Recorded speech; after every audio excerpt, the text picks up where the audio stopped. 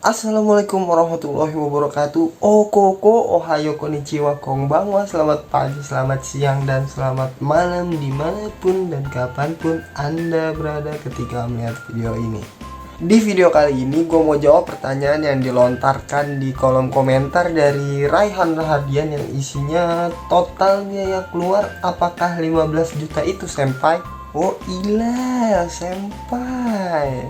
Tak kenapa banyak banget sih yang manggil gue senpai kayak gini. Sebenarnya tuh gue rada nggak suka aja gitu dipanggil senpai kayak gitu kan. Serasa gue berada di atas kalian banget gitu. Padahal mah siapa tahu lo lebih tua daripada gue ya kan, atau bahkan gue lebih muda daripada lo. Iya sama aja dong. Jadi video kali ini gue mau ngebahas semua total biaya yang gue keluarkan untuk pergi ke Jepang, mulai dari biaya bayar LPK, visa, paspor, sampai yang receh-receh kayak budget fotokopi juga gue cantumin. Jadi tonton video ini sampai habis supaya tahu uangnya buat apa aja, dan gue sertain juga tips dan triknya untuk setiap pengeluaran.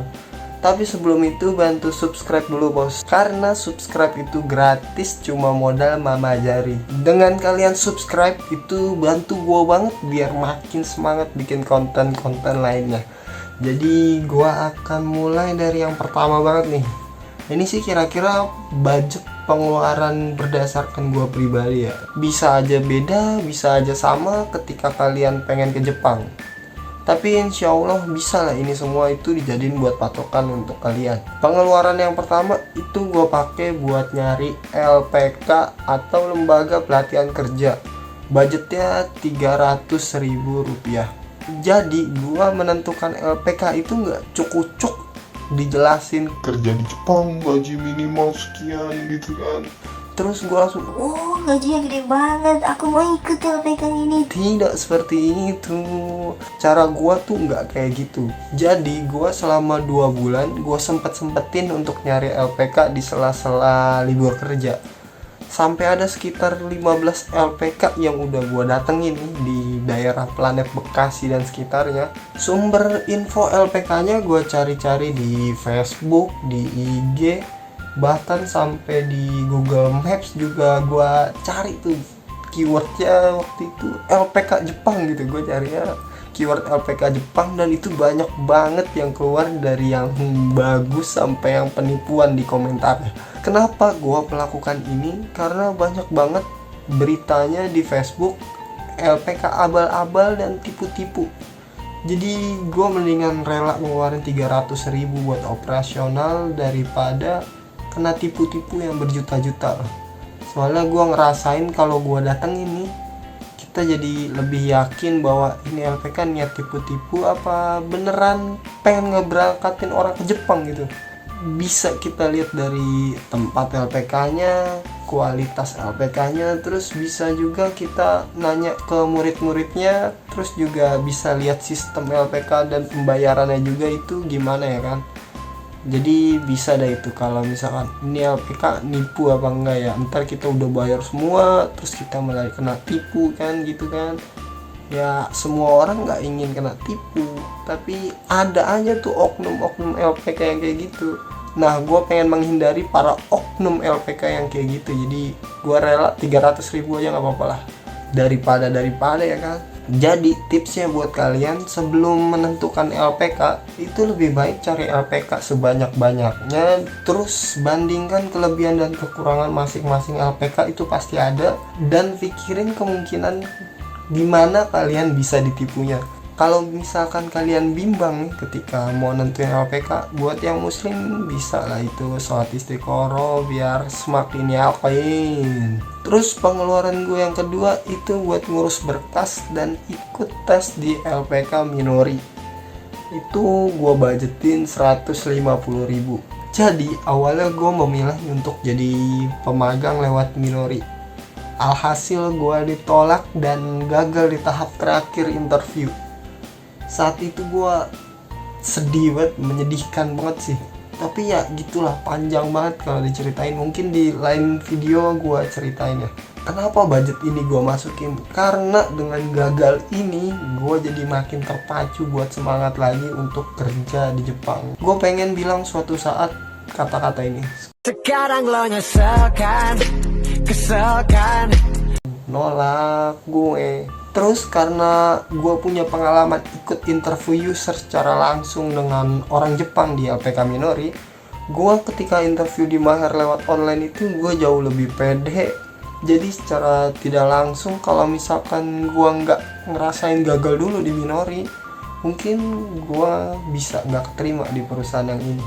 Karena pertama kali ikut interview pakai bahasa Jepang itu tuh gue gugup banget gitu, gugup banget. Mulai dari perkenalannya aja itu gue udah pakai bahasa Jepang, terus gue ntar dikatain wibu lagi keluar sama peserta yang lain kan. Jadi buat kalian yang udah pernah gagal, jangan kasih kendor bos. Bikin yang udah nolak kalian suatu saat menyesal. Buktikan dengan kerja keras kalian, dan bisa pembuktian untuk para mantan kalian. Anjay. Pengeluaran selanjutnya itu uang pendaftaran di LPK Maher.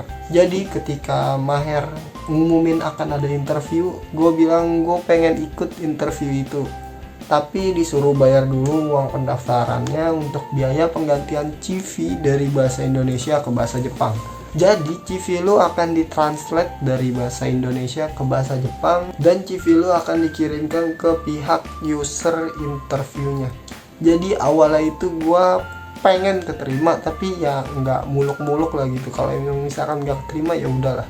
Toh di sini awalnya gue berpikiran gue mau lihat perkembangan gue selama hampir 6 bulan ditolak dari Minori. Pengeluaran gue selanjutnya ini pengeluaran akibat kebodohan gue pribadi ya. Ganti HP sebesar 3,5 juta. Kenapa gue masukin di sini? Jadi di cerita ini walaupun sifatnya pengeluaran pribadi gue harap kalian bisa ambil hikmahnya. Ceritanya ketika hari H interview di Maher, jarak dari tempat tinggal gua di Cikarang ke Maher itu sekitar 2 jam perjalanan, dan gua berangkat itu jam 5:30. Tiba-tiba ada sesuatu yang di luar rencana gua, yaitu hujan angin deras banget parah. Saat itu di mana-mana jalan ditutup, banjir di mana-mana, dan jadwal interview itu jam 8 pagi, bos, jam 8. Gua ke Maher pun cuma pernah 1 kali. Jadi gue belum hafal jalan ya, karena waktu udah mepet dan gak memungkinkan buat nyasar. Akhirnya gue terobos itu jalannya dipandu sama Google Maps. Terus gue pasang headset itu. Headset gue masih bukan headset yang Bluetooth ya, jadi headset yang kabel. Terus HP-nya gue masukin ke dalam kantong jas hujan gitu. Jadi di dalam jas hujan gue tuh ada kantongnya. Alhasil jarak masih sekitar 5 km lagi, itu HP gua mati mendadak. Ketika dinyalain sih nyala.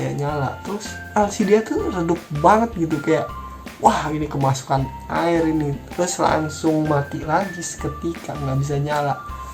Akhirnya gua melanjutkan perjalanan tanpa pakai Google Maps, karena pas ke Maher pertama itu gua ngelewatin pasar ya. Jadi Maher tuh tempatnya tuh dekat sama pasar itu. Akhirnya gue nanya sana sini tentang pasar yang dekat sama Maher ini, tapi gue lupa nama pasar itu apa, bos. Ketika nanya gue pun juga bingung sendiri, kan kagak ada HP. Gue mau nyari Maher, masa gue ada kepikiran ke warnet itu, tapi warnet mana yang udah buka jam segitu gitu. Terus jadinya orang yang gue tanyain pun jadi ikutan bingung, bahkan lebih bingung karena gue nggak jelas nanyanya. Terus dikasih tahu lah arah jalan ke pasar, pokoknya pasar mana aja dah, pokoknya pasar sekitar sini tuh di mana gitu. Nah dikasih tahu dan akhirnya nyasar. Gue pun ngerasa ketika gue ke Maher tuh gue nggak pernah ngelewatin jalan ini nih. Di saat itu gue cuma bisa usaha ya, pokoknya jalan aja dah sama doa. Terus gue saat itu meyakini juga kalau ini emang rezeki gue ini nggak akan terlewatkan buat gue pasti akan sampai di sana. Gue lihat jam tangan udah 15 menit lagi jam 8, kehujanan, walaupun pakai jas hujan itu dalam juga basah ternyata. Gue udah kayak udah jalan aja dah pokoknya dah, nggak tahu gue mau kemana.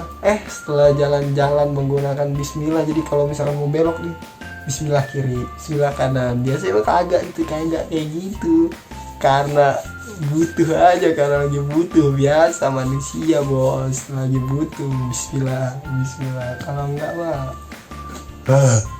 setelah jalan beberapa waktu gua ngeliat Alfamart, di bawah tulisan Alfamart kan biasanya ada namanya itu. Nah di situ ada tuh tulisan namanya Kranggan, Alfamart Kranggan. Langsung gua inget nama pasarnya itu Pasar Kranggan. Langsung gua tanya ke orang, terus ternyata nggak jauh dari posisi gue saat gue ngeliat Alfamart itu. Dan akhirnya gue sampai di Maher jam 7.55. Ternyata jadwal interviewnya jam 9 bos. Saat itu gue ngerasa lega sih, tapi ya HP gue jadi korban.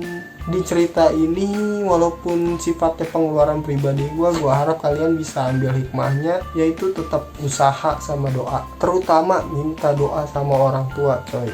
Kasih tahu keinginan kalian kalau misalkan kalian pengen ke Jepang gitu. Karena minta doa sama orang tua itu gue rasa itu penting banget sumpah.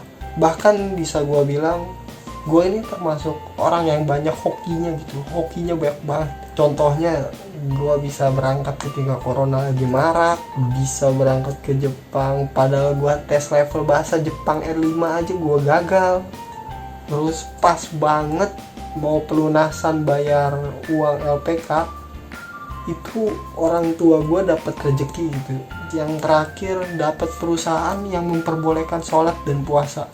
Sebenarnya masih banyak sih kayak kenikmatan lainnya, tapi bisa gue bilang semua itu gue dapet dari 60% berkat doa orang tua, 20% dukungan orang-orang sekitar, 20% doa dan usaha pribadi gue. Semoga itu bisa jadi pelajaran lah buat kalian. Karena udah kepanjangan banget ini waktunya dan masih banyak yang pengen gue infokan lagi ke kalian sedetail mungkin. Jadi kayaknya akan gue bikin part selanjutnya biar bisa lebih maksimal gitu. Jadi mohon bersabar Raihan dan teman-teman lainnya. Segitu aja video gue kali ini. Arigatou gozaimasu setelah menonton sampai habis. Semoga ada manfaatnya. Tunggu gue di part selanjutnya. Wassalamualaikum warahmatullahi wabarakatuh. Bye bye.